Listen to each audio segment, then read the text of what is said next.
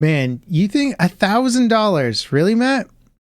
You think Sony should charge $1,000 for the No, it PlayStation was 5 Pro? $2,000.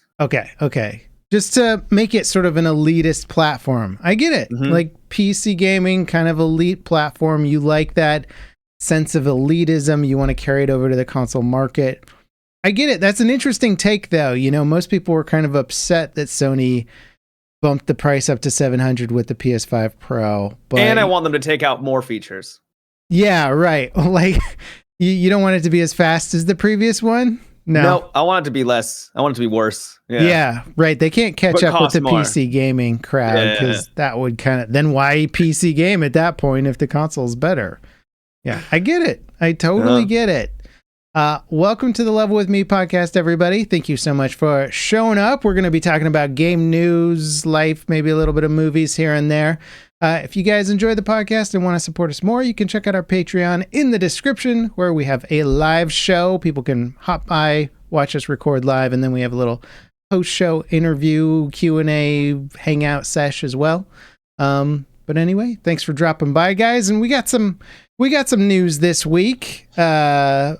Sony announced the next-gen PlayStation 5 Pro, and I'm going to maybe unpopular opinion this one here and say that, I mean, the performance upgrade sounds pretty good over the previous one. It's like 45% faster gameplay rendering. Like, that's a pretty significant upgrade for a console. Like, yeah, it's a great upgrade to play all those high exclusive PlayStation 5 games that are available right now, and all the ones that they showed off definitely weren't PS4 games too. Yeah. I don't know. I'm a performance freak, so I think they've kind of captured the market, and the people who are going to get this already know if they're going to get it, because you're going to go, well, I want 60 FPS on all my 4K gaming. I mean, And I don't blame them.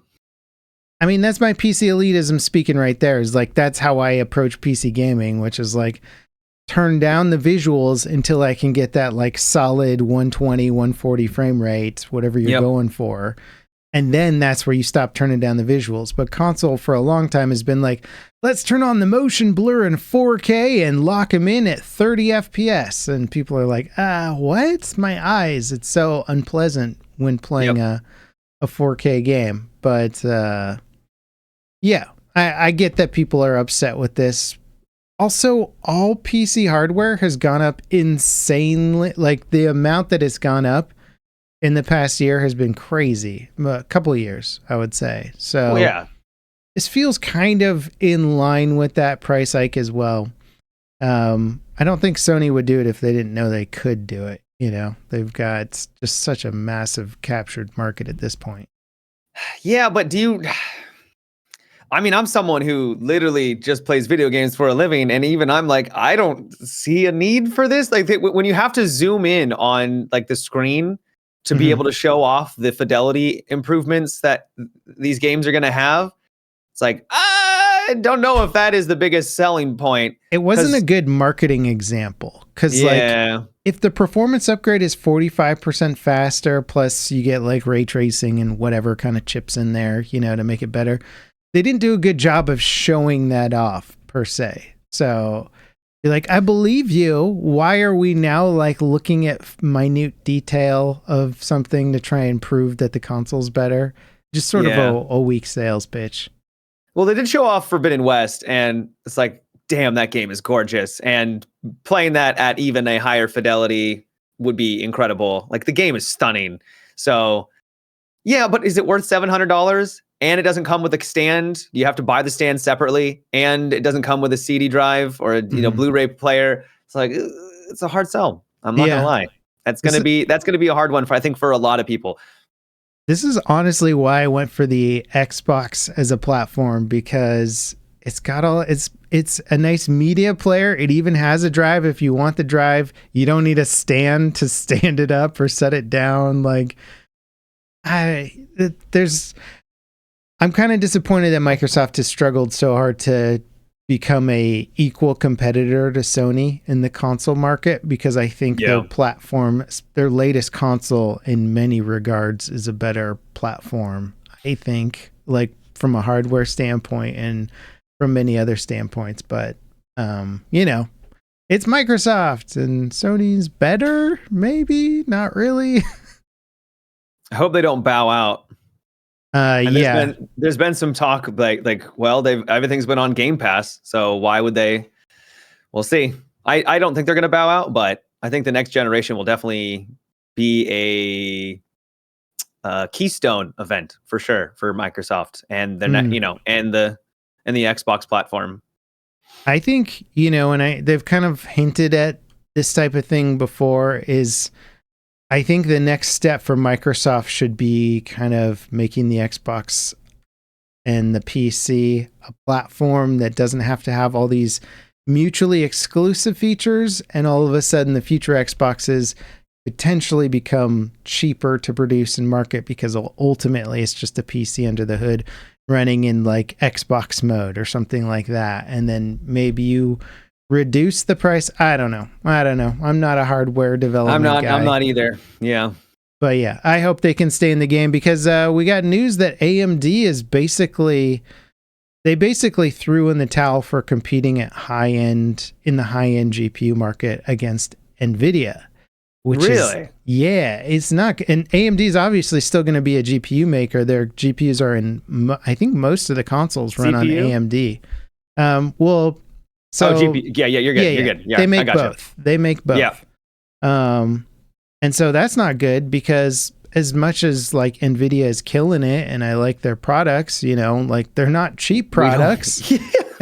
And if AMD bows out of the performance market, you think that price is going to go down? Absolutely not. You want a 4090, it's going to be like, I don't even know what a 4090 runs now. I think it's like 1600 still for once the 50 series comes out, and I want it, and I'm hoping that they're going to be a nice improvement because I have a 3080 Ti. The 3080 Ti was like that was a kick in the nuts. Like that wasn't not inexpensive. So what is a 50 series going to cost? A lot. Yeah, a lot. Especially if AMD is like not interested anymore. It's going to suck, and it's going to let NVIDIA kind of sit back, relax, not have to innovate as much, and hike that price, baby. Woo. Yeah. Buy that NVIDIA stock that's going bananas. This is not a financial advisement channel. Don't please do not take our financial advice. I mean, if you want to buy NVIDIA, go for it. I'm not suggesting that. Oh man, what else has happened this week? Any news regarding an old franchise we might have played maybe once or twice back in the day? There is that one franchise. It's Battlefield?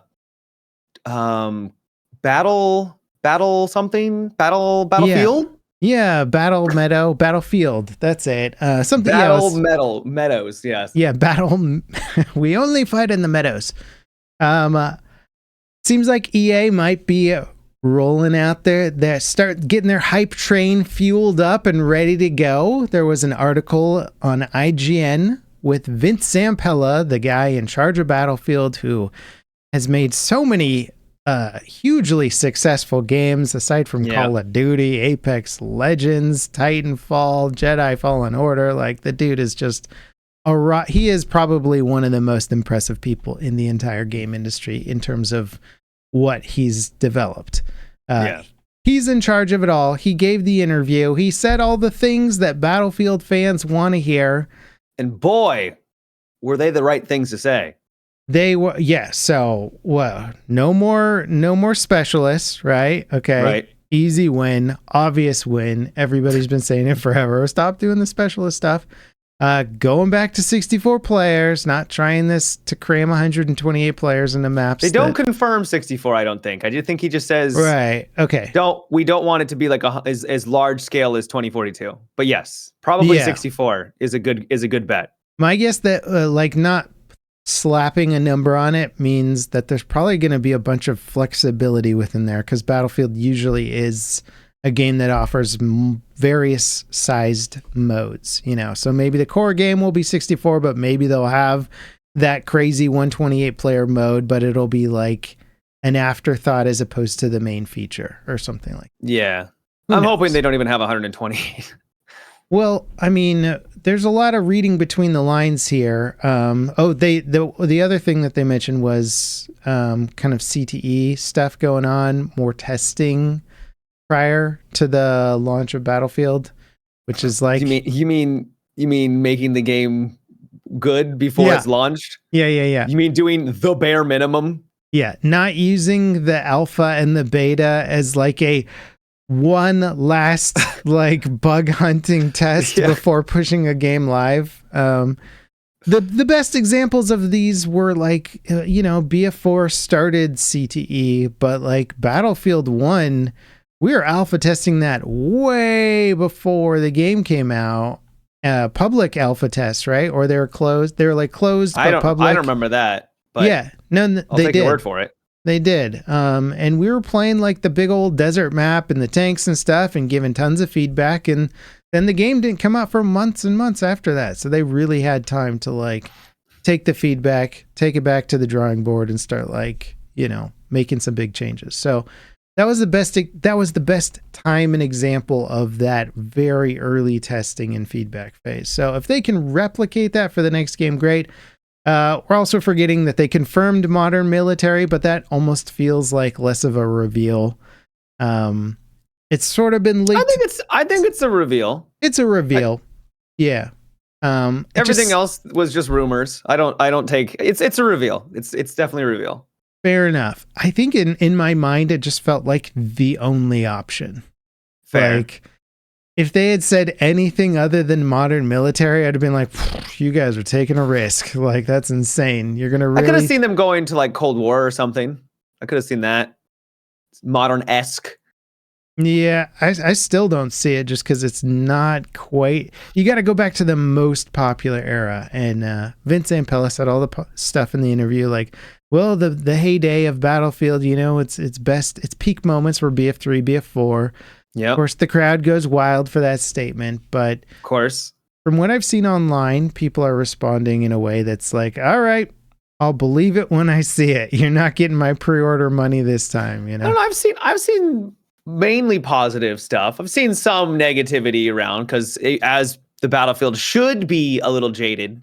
We've been burned so many times. I think it's actually good that people are finally starting to wise up to Battlefield's track record. It's getting obnoxious because it has a worse track record than it does have a good one when it comes to game launches. Mm-hmm. But I think people are excited. I like getting on a little bit of a hype train in terms of excitement for games because that's what's fun about gaming is getting excited for games. Yeah, as long as you don't go overboard with it. I think cautious optimism seems to be the general sentiment of the community, which is like, if you make a good game, I'm all there for it. Otherwise, Battlefield 3, Battlefield 4, smaller close quarter, maybe not close quarters, but he described it as the maps being more dense and filled. And I want to make it so that really 2042's graphics were pretty terrible. And obviously they didn't have enough time with it, but it didn't feel like you felt like you're in just a game. And I want things to feel more claustrophobic with the next Battlefield. Not necessarily close quarters, but I just wanted to make the world feel more lived in. I get what you're saying. Yeah, something like Escape from Tarkov almost. Not map design wise or close quarter wise, but you walk around in that world and you're like, this feels like a real city. This feels like a real place. I want more of that. More lived in. Exactly. Yeah. No, I mean, it's the juxtaposition of almost all the Battlefield games next to, say, 2042 is like, they're like, here's an area of interest on the map. Does it make any sense for where it's located? Does it have any sort of stuff around it that makes it look like it's a city or a base or a thing that people inhabited? They built a map based on a real city and it didn't even feel real. You're like, nothing in this looks like it's been occupied by people. It's so bizarre. So when he says a return to Battlefield 3 and Battlefield 4, what do you think he means by that? I think he's looking at those games as to why they were great and using that as a foundation for the next game in terms of like a design foundation. Okay. Do you think anything in particular that sticks out? Weapons, destructibility, levolution? What do you think it might be? I'm sure just the whole package? ambiance is going to be a big portion of that, Fair. right? Having those cool sets in the backdrop, right? You're in a battle, but then you see off in the distance and you see black and all that stuff going on, so you feel like you're in the environment. Modern locations, popular cities around the world. They did give that little concept art teaser thing there. It's very concept art. Very, very. It's like, oh, it didn't really. It was a weird image to lead with, because I assume that's to get people all hyped up on what's the location and blah blah blah. But there is like a forest fire, and they mentioned forest fires in the IGN article, and it's like, please don't just make this into a gimmick. It'd be really cool if you could like interact with the fire of like in some capacity. Like what, catch on fire? I don't know. I have no idea. Like Whisper you could be running to through the fire? What do you could be interact? running through, and then like it catches fire and you're having to like get out of the forest or something, and then it burns down, and then it's just a husk of its former self. We haven't really seen it on, like, we've seen grass and stuff like that catch on fire in Battlefield games. Battlefield 4 had that. But we've never seen something on like that scale where it like smoke gets covered everywhere. And Firestorm didn't really have trees like getting caught on fire and then becoming in a completely like probably burnt down. I don't remember, because once the circle encompassed you and you were on the other side of it, things were different, but you were also in like Fireland, so it was kind of hard to pay attention to all the details. The only reason I bring this up is DICE usually likes to have their gimmicks when it comes to environments, tornadoes, and fire tornado. That'd be sick. There we go. There we go. That's gonna be the thing. It's gonna be like 40 seconds of trailer of all the combat and stuff, and then the guy's gonna stand there and he's gonna turn into the camera. He's gonna go. And then the fire tornado, his face is going to like light up orange. You're going to be like, where's that light coming from? And then the camera pans to fire tornado. Fire tornado. And then it's literally called Battlefield Fire Tornado. It's terrible. Don't give them any ideas. Dear God. The marketing guys over there are like writing this down. Write that down. Write that down. This is genius. This is great stuff. Hire these two.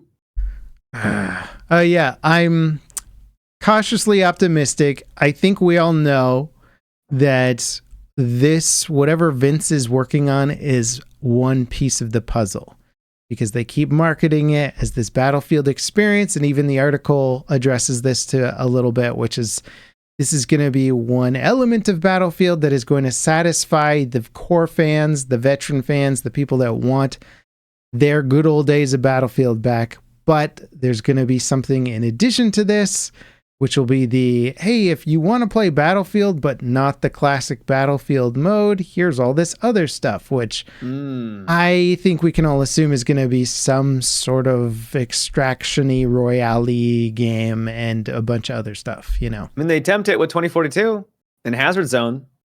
Well, in Battlefield 5, you know, Firestorm. Yeah, it was more, true, but that was more of a Battle Royale, but you're right. Yeah, I said extraction-y Royale-y thing. Whatever. Yeah, sorry, I missed that part. I missed the second part, yeah.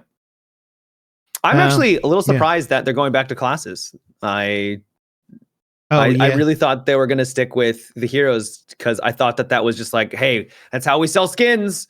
We got to get people invested with the characters. You can still I'm actually sell really glad to see it. Is the thing. Oh, absolutely. 100%. I just think thought BF1 had such cool. Oh, BF5 had really, before they started adding in the custom guys, BF5 had Tom really Cruise. Yeah. They had really dope cosmetic options, and you could mix and match. And like, I loved the way all my characters looked in that game. And I was like, oh, this is cool. And I got this cool helmet that requires you to play like medic enough to get it unlocked. So now if people see me with that, they'll be like, oh, that guy played a lot of medic. Like, it was just nice stuff. It was the kind of progression that I like, you know? Yeah, no, I completely agree. You can make customization work. I just assumed that they were going to go back that route, because the higher up executives are like, we want money, and we want anything that will potentially get us more money. And hero FPS games, I think, just lend themselves to microtransactions better. Yep, for sure. I mean, I think you could cleverly inject enough cosmetics that don't disrupt the feeling of a modern military shooter that people would want. But again, I don't look at the marketing data. I just know what I would want and what I would pay for. And having cool like Rambo-esque, weapon mods where there's a bunch of cool stuff attached to it, or it looks more war-torn, or there's cool camos that only you can pay for. Like, yeah, that's the kind of stuff I would drop a little bit of money on if I was invested in the game. But hopefully it's just not like Hello Kitty, Marvel if they don't make it skins, grounded, bro. So that's actually a really good point, because if it is really successful, and I hope that the next Battlefield actually kicks ass, and it is successful because it's good, man, if they go down the route of, all right, so we've gone through all the military cool cosmetic items, now it's time for Clown Field, exactly. Yeah. Hopefully they can hold off from that, because every time you see that in a video game, you're just like, that's the money guys. That's the money guys coming in and be like, we need this. And all the game designers are like, but that's not what the game's supposed to be, Yep. So cautiously optimistic. It seems unlikely that we will get a full release next year, but we'll see. It's hard to know what their timeline is. You don't think we're going to get it next year? I don't know. I was actually gonna mention, like, this seems a little. I think this is a little early for them to be showing, or at least talking about Battlefield, the next Battlefield, because I would assume that we would have seen more of it like early 2025, and then it would release at the end of 2025. Would have been my guess. That's totally possible. If they are planning on doing proper CTE and stuff, I'd have to look up and see how early we got access to some of that alpha and beta stuff publicly for BF1. That felt like a good 6 months or more before the game came out. So they'd really have to be ready to do early CTE testing. So I don't know. I don't know what the schedule is. I just have my doubts. Because if it comes out 2026, that's 5 years between that and 2042. Is it? Okay. Maybe. At least I think so. Maybe. Let me Google it. Let me Google. Oh, you're right. God, has it really been? Couldn't have been that since I saw those tornadoes for the first time. It can't. Well, yeah, it came out November 2021. So if it's 2026, that would be a long time. It would be 5 years. It's a long time for a Battlefield, in between Battlefield titles, right? That's the only thing that I get. Because at this point, if it's 2025, that's 4 years, and that is one of the longest dev times for a Battlefield game, ever. No, that's a good point. Yeah. Well, I mean, obviously we're going to play it. There's no question about that. True. The question is what will you people out there, are you guys, I'd actually be curious to know. Like, is there any hype? Are you guys actually excited for the game? Is this just like, roll your eyes? Okay, cool. Yeah, I mean, you're saying all the right things, but you were also showing the right things during the trailer. That trailer for 2042, when they had the rendezvous, and it looked like the marketing team knew what they were selling, and they sold it to us, but it wasn't actually the game that we got, Yeah. So it's like, the dev team was like, when did we get the memo about what the game was going to be about? Yeah, exactly.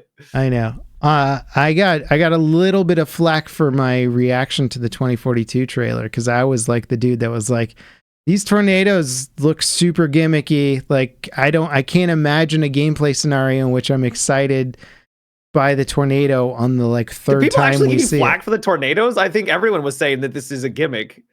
Well, I was rolling my eyes at the Rendezvous thing. I was like, that's some heavy pandering, and but it was so cool. I thought it was sick. I don't know. I saw the Rendezvous, and I was just like, this is some marketing BS right here. Like, but the thing is you just don't know if, when you see something that's so strongly marketed, you don't know what the core game is behind it, right? And we didn't. Yeah, clearly. It's enough about. I don't want to talk about it anymore, because we just don't know. We don't know. That's the end of it. And I'm getting excited, and at the same time, it's like I feel like an abuse victim. I'm like, I don't want to go back, right? I don't want to go back. The pain. I don't want to fall in love again and get hurt. So yeah, we'll be following it, covering it, all that stuff. I'm excited. Yeah, I'm looking forward to it. Yeah, let's talk about what you've been playing, Matt. I want to hear about the only thing you've been playing all week or all last week. I was looking for something to apparently sink a lot of time into, And boy, did that game launch in 1.0, which is Satisfactory. How long has that game been in early access? Long time. I played it 4 years ago when it was early on in early access. And even then, it felt pretty good. Yeah. And so it's been in development for a hot minute. And my God, this is legitimately a game of the year contender for me now. Wow. Easy indie game of the year for me currently. Mm-hmm. I'd probably have to think about some other indie games I've played so far. But it is, I don't know if it's going to win or be the best for me, but it is absolutely fantastic. They have refined the formula. They have done an exceptional job of leading you from, like one tier to the next and having to be able to figure it all out. It is really good. I know how deep people have gone into that game, and like, I haven't gotten into it myself because I look at it and I go, I would love that. I don't have the time to do that right now. My life will go off the rails. But this is what, like, I cater my gaming based around my highly addictive gaming personality, and I know what kind of games I get sucked into, and it's like city building RTS stuff absolutely obliterate me. And Satisfactory is just like, oh, you like to build stuff, do you?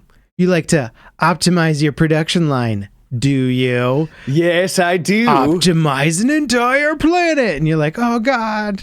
And it is like an entire planet. The map is humongous. Yeah. It is absolutely, like, legitimately, you have to, if you want to make these bigger factories, mega factories and stuff like that, you have to create, like, train systems. Can you quickly explain the premise of Satisfactory? Sure, absolutely.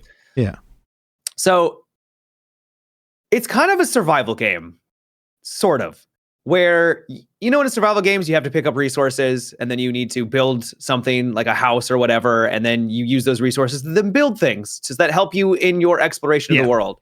Well, in this game, you are building, instead of like necessarily like weapons and stuff like that, you do that. There is some fauna that you have to take out. You are building factories and automating factories so that you can make bigger and better factories that can then make bigger and better factories, right? So you start off with basic resources, which is just iron and copper. Those nodes and those resources will never run out. They will never run out. And you can upgrade how much comes out of it. They've got impure, normal, and pure nodes that have better yields. So you know how much of your input or your input is. You then take that input and you need to refine it into something. So you have your iron ingots. Those iron ingots will then be refined into screws or iron rods or iron plates. You then take those base resources and then build them and combine them into other things like reinforced iron plates or into like whatever, right? Yeah. And so it's actually kind of almost a programming game in a sense where you need to take your input, how much, and make it as efficient as possible. You have this much iron, and I want to make this many things. How do I get there? And so it's kind of a puzzle of creating your factory to be as efficient as possible. And then you just keep going up the pyramid. So as long as you have a nice base at the bottom, you can build yourself up until you're basically making computers and driving around the entire planet, making roads. And that's my current goal right now, is to make a bunch of roads, and I'm unbelievably sucked in. Yeah, it's they broke their concurrent player record with the 1.0 release. A ridiculous amount. This game has sold and done incredibly well in early access. It's been a huge hit, and now with the 1.0 release, it's wild to see it go beyond where it's ever been. You're like, it was great before. It was already like award-winning contender pre 1.0 release, and now 1.0 is just like they're just dropping the mic basically. Yeah, how good this game is now. Yeah, they almost got up to 200,000 concurrent players. Yeah, for a factory niche game. Yeah, I've seen review articles calling it like gaming perfection. They're just like, this is a perfect game. It rewires your brain, and I can't stop thinking about it because you're like, okay, how could I make this more efficient? Okay, so if I wanted to get this done, how would I go about it? Okay, I'm going to need to make some other factories over here. How am I going to take those resources and bring it to the other factory? Okay, well, I could just do it with a conveyor belt. I could bring it by, like a road or a tractor system. You could build a train. And I'm only on tier 6. There is 9 tiers total, and it's going to get even more insane at those higher tiers. Does it escalate each tier to move from tier 7 to 8 is probably massive. It's massive, right? Yeah. Because So I'm probably gonna have to make like other giant factories. Are you grouping up with anybody? Are people helping you out? You can. I'm doing it solo right now, but yes, it's 100% a co-op game, and it plays really well in co-op. Can you invite people into your solo game? Like once you've started, can you invite? I think so. Yeah, I think you can make it into. Yeah, I think someone can just jump on in. It's very well thought out. It's gorgeous too, and there's a lot of great environments, and they're varied. You can have like desert. There's multiple kind of desert biomes. They've got lush biomes. There's kind of more. It's on an alien planet, so it's beautiful. I cannot sing the praises enough. And Applesauce says, don't forget when you get an alternate recipe that requires you to rebuild everything to take advantage of it. Mm-hmm. Yeah, no, he's not wrong. Like legitimately, you can get alternate recipes by exploring the world. And that's another thing is there's exploration. You find resources and things to upgrade your base in ways that you never thought you could even upgrade. Mm-hmm. It's been, I wouldn't say that like things have changed I haven't got to the end game yet, so I don't know. But it's just the quality of life, the refinement. I'm kind of the UI guy. Everyone in my stream makes fun of me because I always criticize the UI. I've never really had a point where I'm like, this sucks with the UI. It's always like, oh, that's so intuitive. You can look at a factory and hit Control C, then look at another factory or like a refiner and just hit Control V, and it will copy all the settings in that and then put it in the other one. You don't have to look into a window. You don't do anything. It just works. That's super cool. Yeah, they've just got all these great quality of life to it. No, it's surprising how many games that require minute management have terrible user interfaces for achieving minute management. Yeah. And so it feels like the indie games care about it more than the big AAA games do to an extent, because UI is one of the hardest things to do in game development. It requires the most amount of work, the most forethought, the most, oh, hey, we added a new feature. Cool, that blew up our entire plan for the UI. Let's redesign it from the ground up. It requires a huge amount of planning and anticipation. So having that kind of organization and readout and all that stuff is really cool. And it speaks about the kind of the passion behind the design. You don't get a design like that without loving it yourself as the builder. I agree. To give you a really good example of kind of the quality that they've done here is, so it might be very intimidating. And I see why some people would be intimidated to jump into this game. That's one of the biggest comments I hear all the time is like, man, this game looks really overwhelming. And it is.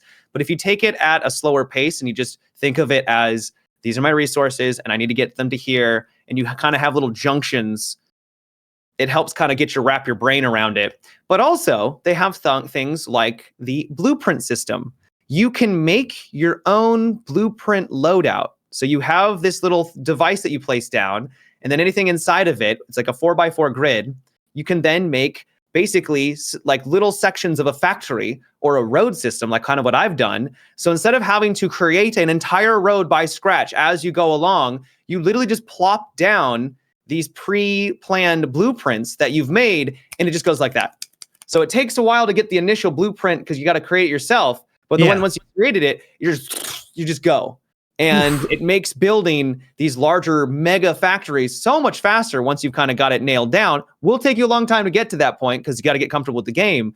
But they give you the tools to be able to really dive in and facilitate and remove a lot of the tedium of, okay, I got to make another screw factory, right? It's like, oh, well, I already have the base for it. I can just go pop, pop, pop, pop, pop, pop, and now it's all set up. And it would take significantly less time.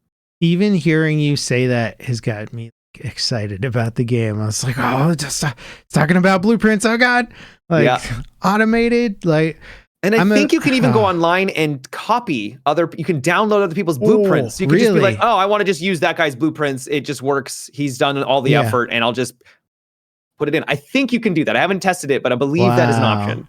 That is really cool because what is I find to be one of the most enjoyable things about these games is when you optimize something like perfectly.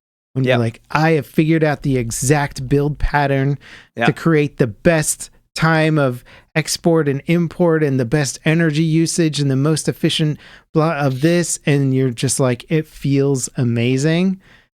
Being able to then take that, copy the whole plan and just have all your other ones do it automatically is just like, no game does that. Like, that is amazing. I used to play like Total Annihilation or Supreme Commander where you have to put all your little power plants adjacent to your production facilities, and there's certain patterns that are more efficient, but sometimes you're just like, you're trying to fight and build and you're just like, screw it, and you just build a giant block of stuff that's less efficient. Of course you do, yeah. Yeah, because you just don't have time. You got to get back to the fight, and having that like set up as a blueprint later that you could make it.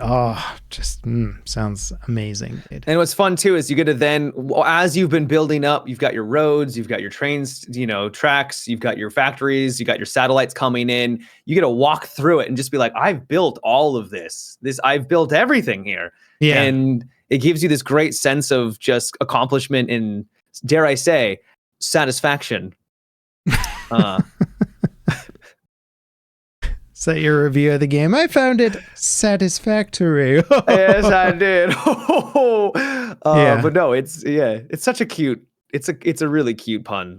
They've really done a fantastic job. Legitimately, I think it's going to be in the running for Indie Game of the Year. Mm-hmm. Like easy nomination. Will it win? I don't know, but I think it'll get nominated for sure for at least Indie Game of the Year. That game makes me want to retire just so I can play it as much as I want to play it, They even have little messages that pop up like, hey, you've been on for 4 hours. Maybe you should go get a drink of water or something. Yeah, I bet you get that message a lot while you're streaming. All the time. Hey, Matt, you've been playing for 16 hours straight. Okay, maybe you should take a break. Yeah, I haven't gone that far. Yeah. When you're having like a really addicting game session, how long do you make your streams go? Well, I've kept them at a minimum. So usually I try to keep it within about 7 hours.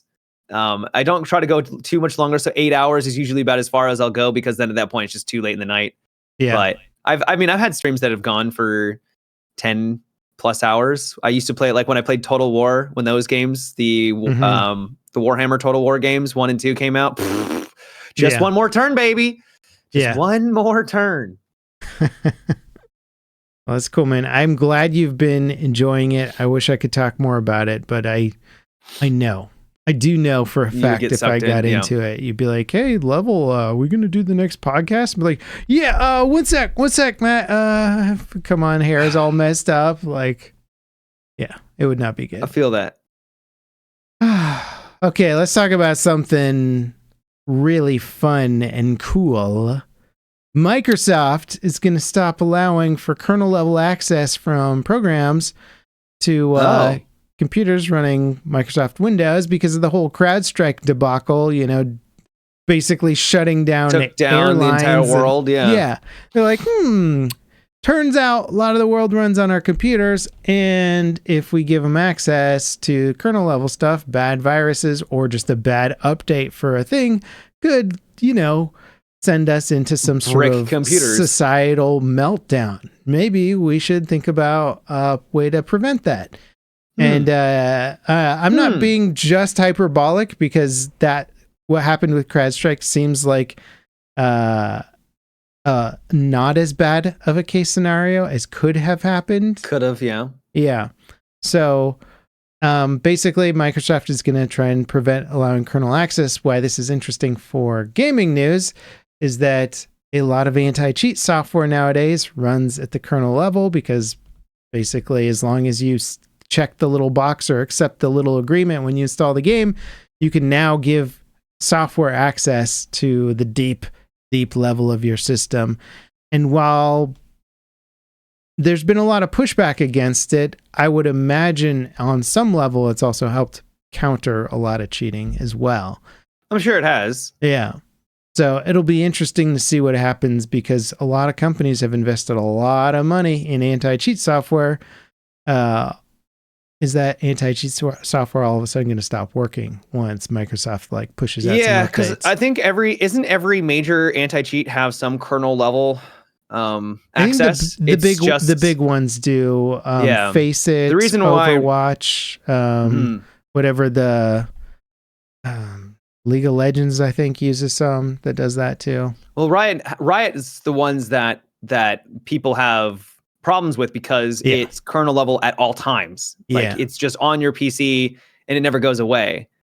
And the others are only when you're playing the game. Yeah. So that's why a lot of people have they're not as bothered by it. But if Microsoft is now, or maybe even other companies are going to adopt this policy where they're just like that, no kernel level access at all, I'm curious to know the efficiency, the usefulness of those anti-cheats anymore if they don't have that kind of access. I don't know the underbelly. I don't know the programming, so I'm speaking from a very naive viewpoint.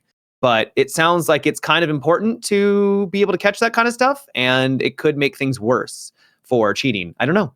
Things are already pretty bad.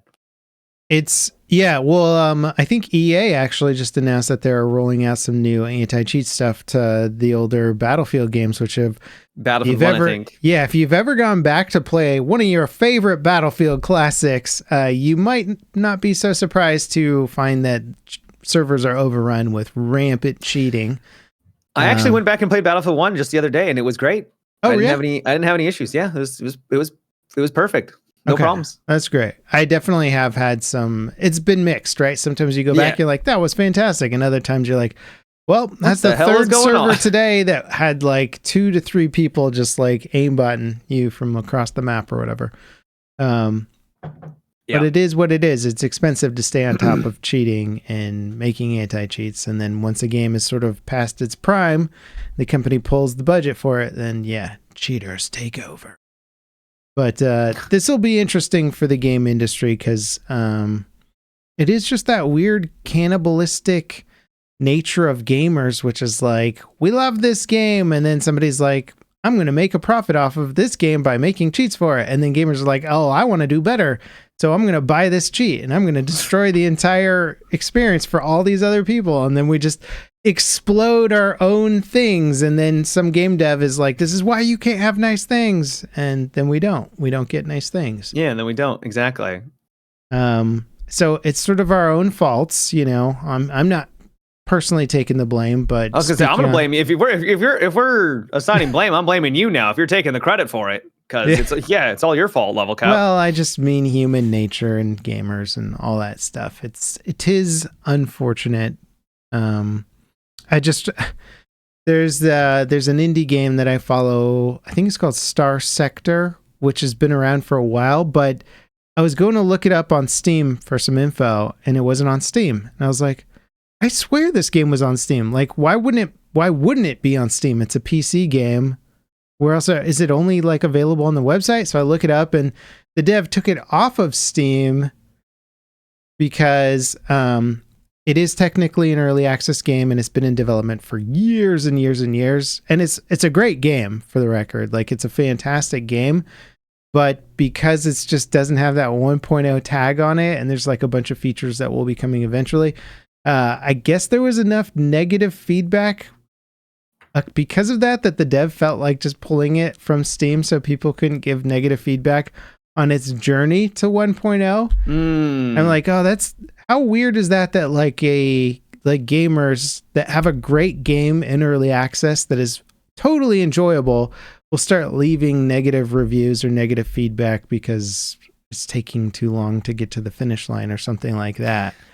Well, I do think it's kind of valid to give those critiques. Maybe not give a full. It's why the whole binary system, we've talked about this before, the binary system of Steam reviews being just all or nothing. It's like either it's good or it's bad. Then it leads to moments like this where they may have really enjoyed it, but they're critiquing the game's cycle, right? They're critiquing how long it's taking in development, which is a valid complaint. But yeah, Yeah, I would say it's valid if the current game isn't like fully playable or something. But it was just funny because this game is like, people were calling it a masterpiece, in early access. And they're wow. I've put hundreds and hundreds, thousands of hours into it. And you're like, okay, like there's a full experience there, guys, just because you don't have this one obscure feature that's promised in 1.0. Patch updates for some games like Helldivers or Hunt Showdown. It had a terrible UI. The game itself is so much fun, but it had a terrible UI associated with their big update, and it got absolutely slammed. And I think those criticisms are valid, and some could argue that they are now more aware of and are expediting the process of okay, we got to fix this sooner because of these negative reviews. But it's, once again, it's a binary system, all or nothing. Yeah, I know. That binary system, man. It is very funny. Because people obviously love Hunt Showdown, and the people that are leaving that negative review for the UI are like, love it. I love this game, but you said the UI was going to be better and it got worse. I hate you guys. Negative review, and it's such a weird dynamic. Like, can we not give I love the game, but I hate this update thing? Can we break it down into update reviews? Can we get more nuanced? Oh, you know what you would like, Matt, is a UI specific category for the review. You're like, I like this game, but the UI gets 2 out of 10 from me, right? Well, the thing is it's supposed to be, do you recommend this game? That's supposed to be the qualification, and people are using that as no, I don't recommend this game. It's like, you really don't recommend it because of the UI? Like, that's where you're drawing the line. Thumbs down. I'm going to put 50 hours into it this week. You're like, that should be a thumbs up.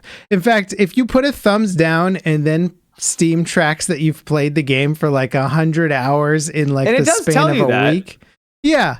But then they should be like, hey, buddy, maybe you want to consider changing that thumb to a thumbs up. How much do you actually hate this game? So much that you can't stop playing it. Yeah. That would be kind of funny. It's a money system. It's because I do think it's great that gamers have a tool to be able to actually express their discontent, but I do think it becomes a little bit the boy who cried wolf. It's getting to the point where it's like, I just take Steam reviews with such a heavy pinch of salt now. Yeah. Yeah, it would be so funny if they had, how X, Twitter, what have you, has the community comments below, community notes below stories. And they're always good for a read because the title of something is super disingenuous or misleading. And then the community note is this has nothing to do with what they were saying. It would be very funny if they had a system like that where somebody's like, this game's the worst, thumbs down. And then it said, this user has played the game for 200 hours after giving it a negative review or something like that. That would be freaking hilarious if Steam it is there. Like that. It literally, it will tell you when you go to the reviews. But does it say after the review? Because if somebody's... after the review. Okay, no, it doesn't. It just tells you the total amount of time they put into the game. That's true. Yeah. But not it would just after be the fact. Post review. Yeah. You're like, I hated this review, but I have another 100 hours in the game. Yeah. You're like, okay, so it's interesting to see what disliking a game means to you. It means you can still put 100 hours into it. Okay. Right. So maybe you actually don't. Yeah. You hear the crazy story about Flappy Bird? Yeah, I did. Apparently the lead dev on that just gave up on Flappy Bird and he was like, I don't want to be associated with this ever again. Well, you remember back, it was such an insane story because I don't think anybody's ever done. I can't think of any story where a dev has had a massively successful game, global phenomenon level of success, and then just been like, I can't take it, and then just deletes the product from the store. Yeah. That's what happened with Flappy Bird whenever the game came out. I don't remember. Years ago. 10 years ago, something like that. And so the guy pulls the game from the store and is like, it ruined my life, blah, blah, blah. And then literally didn't do anything with it since then. Yeah, he just pieced out. Not only did he not do anything with it, but he let this American company basically take over the trademark. They took him, I think they took his company or the Flappy Bird thing to court. He didn't fight him or something, or he didn't show up or whatever. And they won some dumb court thing, which was saying basically this guy owns the trademark, but he's not using it. Therefore, he can't keep the trademark, which I think is how trademarks generally work. You have to be using it in order to keep it. And so this guy just didn't care. They took the trademark and now they're relaunching Flappy Bird, but it's some crypto NFT company. Oh, is it, baby? So that wasn't like advertised as being a highlight, I don't think, with the relaunch, but the CEO or the founder of the company is like, crypto game. How does that even work? What do you mean? You get, I don't know, you breed the birds and they turn into NFTs or something like that. You know, that's how all those NFT games work. You breed things in your NFT games and then you sell those NFTs to people that definitely want those things. Yeah, and then you make like a unique Flappy Bird that's never been bred before and you're like, oh, it's worth $1 million cryptos, bro. Like, how's that banana game doing, by the way? Do you remember that one? Yeah, I don't know. I don't know. I wish the NFT thing would just die already. It's just like, stop, guys. Give it a rest. Yeah, I'm not a fan of them either. It's from the outside looking in, they look real silly. Yeah. This Flappy Bird thing is just wild to me. Like, the way that the lead dev has handled the situation is, I mean, I get it. Like, mental health is a serious thing. Exactly. And like, if he wanted to distance himself, but everybody can see better ways of handling that situation where it's like, okay, it's too stressful for you. The game was bringing in like $50,000 a day or something like that at its peak. Yeah, it was like, making unbelievable amounts of money.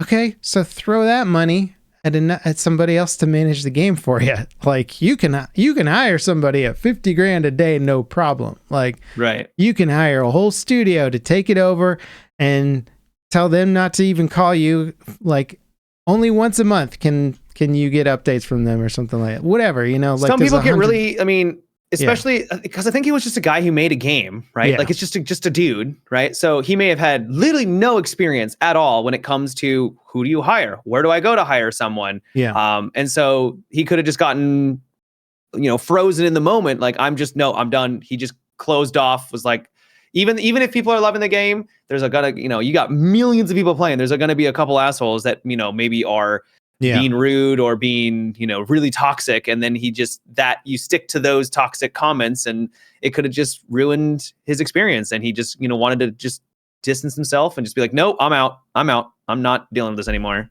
Yeah. So to some extent, I actually respect it, because at the end of the day, while a lot of people are like, I would do anything for that kind of money, for them, it sounds like, there was a cutoff. There was a line and it was crossed. Sure. It is just disappointing to see this shyster company come out and grab the Flappy Bird. I basically register a trademark, which they didn't invent. I bet you he could take it to court and win to some degree. Because, I mean, they're using, it looks like, all the original art and assets and stuff. So it's like, were there also lawsuits with like Nintendo and stuff? I couldn't remember there being some lawsuits early on back in the day. Because didn't he use sort of the same pipes that Nintendo uses for like Mario? Did he? I thought maybe I'm misremembering. It could be. I could be thinking of another game, but I thought there was some lawsuits early on. Pipe design. I mean, yeah, you wouldn't be surprised when you see a Mario pipe. You think, oh, that's the true. pipe for Mario. Were they green pipes in Flappy Bird? I think they were. Yeah, in Flappy Bird. That's pretty funny though. I mean, we're getting into weird territory there, because it's like, how when games make a game with like an AK in it or a Glock or something, but they call it the cheetah or something, and they're like, it's not an AK, it's a cheetah, and you're like, okay, fine, whatever, and then they don't get in a lawsuit. So it's like, Nintendo's going to be way more aggressive with their stuff than most companies, but also they were green pipes, but they didn't look exactly like it, but it's a green pipe. So I'm sure Nintendo's like, excuse me, green and pipe together? No. Not on my watch. It's but like, once again, I could be wrong. Yeah. I don't know how it's like image likeness or something like that, that they can settle that kind of stuff in court. And honestly, who wants to go to court with Nintendo? Like, dear God. Not me. Yeah. Hopefully I'll never be in a position where I need to. Good Lord. No thanks. Yeah, they had Flappy Bird. There was arcade machines of Flappy Bird. I've seen a Really? Flappy Bird in an arcade. I wonder how that even worked, because if the guy was just like, I'm done with this license, and some company's like, okay, well, we're going to make an arcade machine and sell it with your game on it. And if you don't care, then cool. Because I've seen those in arcades before. I don't know how it worked. That'd be really funny if it was like, the further you got, the more tickets you got for the arcade, you know? Yeah. Just Flappy Bird. Oh man. Yeah. Right next to the skee ball machine and all the other stuff. Well, outside of your Satisfactory game, nothing. Literally just Satisfactory level cap. No reading, no movies. No, well, I've been doing some reading, but very little. Wow. I know. Crazy. I've been playing more Deadlock. Oh. They've been constantly updating that game. And some things are not so great. They gave Bebop, who has a laser beam ultimate, a big upgrade where it has like an AoE to it now, and it slows. And it was so unbelievably overpowered when they made the buff. Like the next day they nerfed it. So yeah, like they're really on top of that kind of stuff. That's pretty cool that they do it so fast. Yeah. Yeah. They recently updated the map so that it's a lot cleaner now, where it's easier to like understand where you are and where the enemy is. And so they've it's just little incremental things here and there. And it's just fun to be a part of kind of the ride and seeing where they're going. Bro, I fought a goddamn Viscous the other day though, where I'm like, bro, you're on another level. You're like trying to punch me underneath my tower. I'm like, who plays like this? And well, he went out. He won. He kicked my ass. I was not prepared. I was like, why am I in this matchmaking right now? Yeah. This is absolutely bonkers. You're playing a different game to me. Yeah. That is cool to see that level of skill difference though. I mean, that is what makes those games that end up becoming esports games so much fun to watch, is when you see another player playing in a way that you're like, I can't conceive of playing at that level, you know? That's kind of cool. What it felt like. I did okay against him, but he won the lane because it's lane. It's like a MOBA. And I did all right for the rest of the match, but we eventually did lose. But it was like, holy hell, this guy he knew how much health he had. He knew the chances of the tower hitting him. He just goes on in, punches me, throws down his ability, and I just popped. And I was like, oh, I did not expect that. What are you doing right now? Yeah. And it made me learn. Cool. Like it was a moment where it was like, oh, this is the next level. I gotta get to myself to this level now, I guess. And the level up, man. That's cool. I do have the invite for that. I want to, you're selling it, so I want to hop in and. Yeah, if you ever want to play, I would be down. I think it's a great game. It's not perfect. It's an alpha. Are any games perfect to you? Well, it's Satisfactory perfect. Oh, bro, Satisfactory might be just. Yeah, peak. Perfection. Yeah. That's cool. Hey, I don't think I've heard you call a game perfect before, so I mean, you know. It's a high bar to hit. Yeah. You need more plates back there. Even like Baldur's Gate isn't perfect, or Elden Ring isn't perfect, but I still love them. I still think those games are masterpieces. Yeah, I probably should stop using the whole. It's not perfect, but it's a freebie. Yeah, some people were a little annoyed with our critiques of Warhammer 40K last week. Oh, really? Well, yeah. We did preface this by saying that we both love the game a lot, but just because we were critiquing aspects of it that are not perfect, I think people were like, "You guys what need was to." The critiques we made? The parry system I thought was a little finicky. The lack of content. What did we do? What were the things that they were disagreeing with? I don't remember. It was we kind of went over a bunch of stuff, but I felt like I thought maybe it was you, Level Cap. It might have been a little more me. But yeah. We like Warhammer 40K. It's a great game. It's fantastic. I think it's one of the best games this year so far. Hands down one of the best 40K games that's ever been made. Oh, yeah. You know what 40K games I missed with which were the RTS ones? Was that... They were real... Oh, yeah, I know what you're talking about. I don't know what they're called, though. I really like those. I should. Is there Dawn in the name of it? Dawn of War? Is that it? Is that a different game? There's too many games that sound alike. But those ones Dawn of War. Yeah, that's it. I love those ones, man, where you could just like build a little army. You had your dreadnoughts and stuff, and they all just look so cool while they're fighting each other. Because I mean, that is ultimately what Warhammer started as, was a tabletop game. I mean, it still is a tabletop game. So that seemed like a cool transition of that. Oh my God, the game that came out in 2006 looks so old. Yeah. Is there a newer one than 2006? Well, there's probably, that was the original Dawn of War. I think there was a sequel. Dawn of War 3 came out in 2017. Yeah. To mixed reviews. Yeah. It is what it is, man. Those 40K games, they're hard to make them perfect, but this one is definitely one of the better ones. I really like real-time strategies. Yeah, me too, dude. I went back and I watched some movies that I've been meaning to catch up on. Okay. Hit me with it. I watched Elvis. Did you ever watch the Elvis movie? Nope. Pretty good. It didn't have like a super high rating on Rotten Tomatoes, so I was a little skeptical at first, but and I'm also not a Elvis historian, so I can't tell you how much of the details of his life they're kind of like fudging or mixing up, but obviously he's one of like the biggest superstars of all time, so people probably have pretty intense opinions about how he's represented and whatnot. Yeah. But I thought it was a pretty darn good movie in terms of just like going from start to finish of his whole life and career, and focusing on... You say it didn't have a very good review. It has 77 critical and 94 audience score. Okay. Pretty good. That's a pretty good score. Interesting. Not like, 10 out of 10. I guess I didn't see the audience score. I think I just looked at critics. So fair. I was like, okay, I wonder what the critics have issue with. Oh, it has the Austin Butler. That guy is popping off. Well, have you seen the things of Austin Butler interviews before he took the Elvis voice role? Changed, yeah. Yeah, it's insane how much it changed. And now he's like, got this deep-ball voice like Elvis.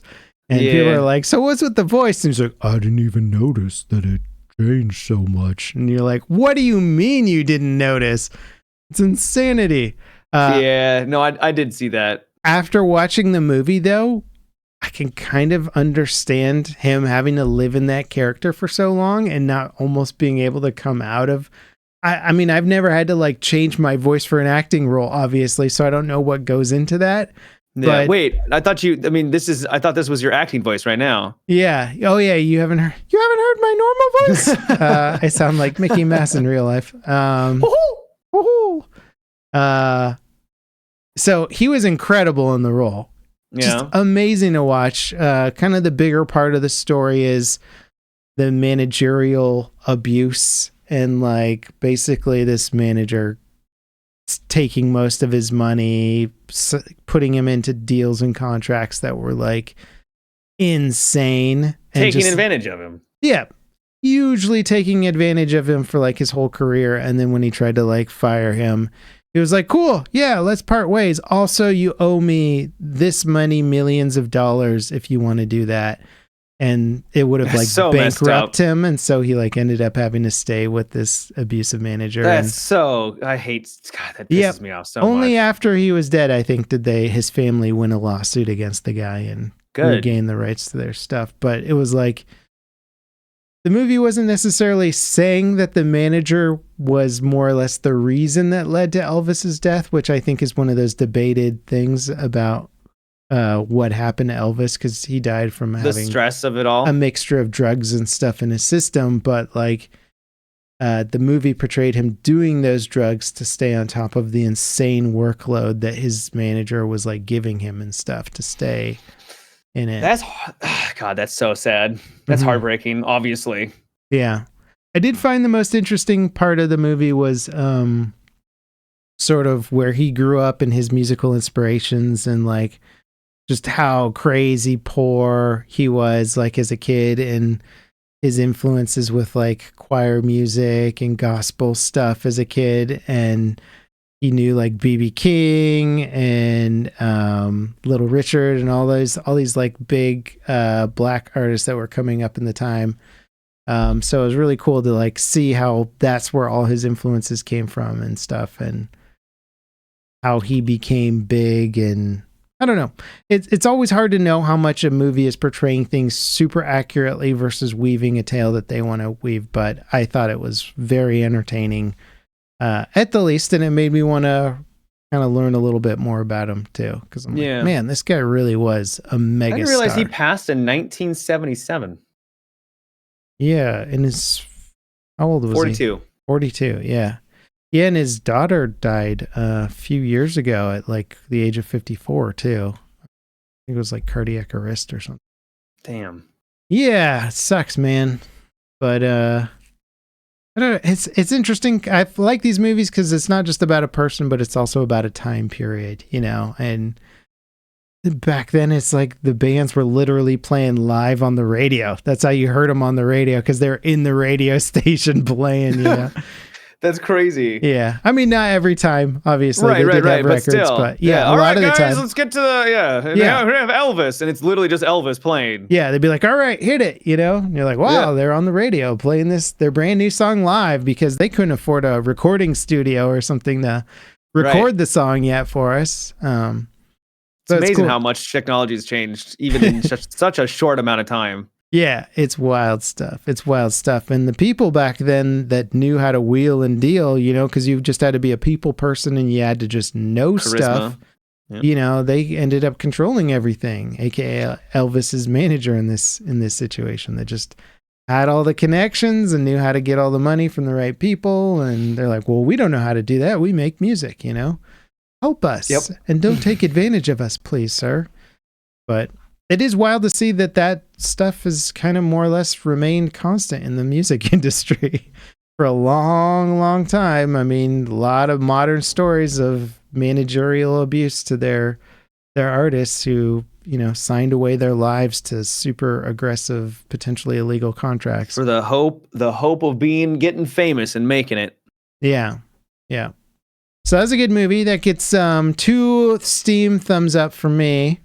Recommended on my recommended list. 2 Steam thumbs up? Yeah, because they do recommended thumbs. Oh, yes, right? yes. Gotcha. Got 2 of them. Gotcha. Yeah, it's our binary you were review system. Bringing it back. Yeah, it's we only have a binary movie review system here also. It's a flaw. I also watched Wicked Little Letters, which is on Netflix. Yeah. Super good. I'm trying to remember the name of one of the main actresses in it, but she plays the Queen in the Queen show about the Queen of England, and she's in everything. Very renowned British actress. A couple of British actresses in that really carry the movie and do incredible. It's a fun little story that takes place in England in the 1920s, I want to say. It's after World War I, but I don't know if the movie actually said what the date was. But it just involves 1920s. Okay. Yeah. And it involves getting this one household of people. They start receiving these super salacious, slanderous letters in the mail, which, you know, for the time was like, oh, who's sending me these? Dare I say wicked? Yes, wicked little letters, if you will. And they think they know who it is who's sending the letters. And so they go to the police, and the police arrest this person who is their next door neighbor, a woman with a kid who's, she's Irish, and she's got a foul mouth, and she's got a reputation for being around town and doing all kinds of crazy stuff. Can you arrest people for sending letters? So they charged her with libel, which I only know how that is prosecuted in court from a U.S. standpoint and in modern history, which is pretty darn hard to prove in modern court. So I don't know what that was back in England in the 1920s, but that's what she was being charged with, and literally went to prison for it. Wow. And then got bailed out, but then it turns into a whodunit movie and also a trial movie. Okay. But it's also you're not spoiling the entire movie now, are you? I'm not. Are you level cap? Okay. No. It's a whodunit and a trial movie, and it's very quaint and comical. because it's British people dealing with all these like. Sorry, just the way you said it. It's quaint and comical because they're British. It's like, what does that mean? Because it is British people in the 1920s having to read out like the most profane letters in front of like a court and just be like, "Oh, then she said," like I got these you. words. I got you. So that part of it's very funny. Really I just well thought acted. you thought British people were funny. I do think, for the record, I do think British people are funny also. Just, they say things, they have words that you're like, what does that even mean? Aluminium? What is this nonsense? Yeah. It is aluminum, good sir. Petrol? We call it gas, okay? Let's not get crazy over there. Anyway, I recommend that movie. Very fun. Those are the two things I watched, plus, the F1 race, but we can save that spicy meatball for the post-podcast show. Oh, baby. Woof, did it get spicy last week. Oh, man. Those F1 racers, they earn their paychecks. Well, not really, since some of those paychecks are like $300 million, but, What? You mean I could be a 300 millionaire if I just got really good at racing cars? Yeah, go for it. Give it a shot. Dude, my reaction time is that of a small child at this point wearing oven mitts. It's not great. I know. Well, you could just use your experience and your wit and your know-how to get the edge. Yeah, there we go. Yeah. There is I think the oldest racer right now is in his 40s. Oh, so I could pull it off potentially. Yeah, I mean, he's been a pro racer since he was young, so he's got and I don't like that. driving, so This isn't really driving. I mean, and if you hit somebody else, it's okay for kind of, What do you mean it's okay? Well, I mean, the team's gonna pay for it. You're not paying for it, right? Yeah, but people could get injured or worse. Yeah, that's true. Yeah, well, there was a car crash in the last race. They crashed going. I mean, they must have been going close to 200. It was insanity. There ain't no way. Yeah. Craziness. Well, should we wrap up the old Potteroony there, Matt? Sounds good. Would you like to give the people the advice that they've been waiting for? Yes. Sticking around this week's great life advice is that if you find that you're getting a little overwhelmed with the amount of tasks that you have, my advice is to take it piecemeal and start from the base, right? So you're going to want to take your iron pieces and you're going to want to expand that into making your pyramid of needs, your hierarchy of needs, so that you can slowly build your base up. Don't neglect the base. Get your foundation right, and then everything else will follow suit. Everything else will just line up for you. An iron foundation, you're saying. An iron foundation, which may or may not... Did I say iron? Sorry, that made a blend. I meant your other needs. I don't know. I'm trying to make this satisfactory related. You can, but it actually is true. Make sure that you got a good foundation, rock solid, in life, and that everything else will kind of follow suit. Good advice. Yeah. Especially also very, very appropriate for Satisfactory. Like, please actually work on your base factories and make sure that they are working properly, and then you can expand. Yes, it'll save you time in the long run. It will save you time in the end. Yeah. All right. Thank you, everybody. Thanks for watching, and we'll see you next time. Bye-bye. Bye.